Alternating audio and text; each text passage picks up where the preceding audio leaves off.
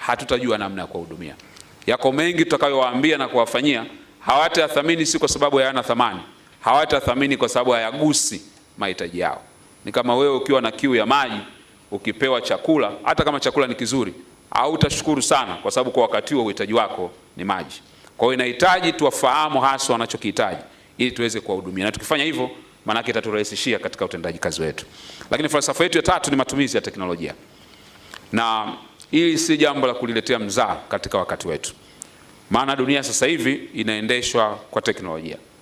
Vijana wengi wanapata taarifa zao kupitia mitandao ya kijamii, na tafiti zimeonyesha 41% ya vijana huwa hawaverify taarifa ambazo wanazipata kupitia mitandao ya kijamii. Chochote wanachokisikia wanakiamini. Na muda wao mwingi wanaotumia katika mitandao yetu ya kijamii kama vile Instagram, TikTok, Twitter, Facebook na maeneo mengine ambayo wanayatumia.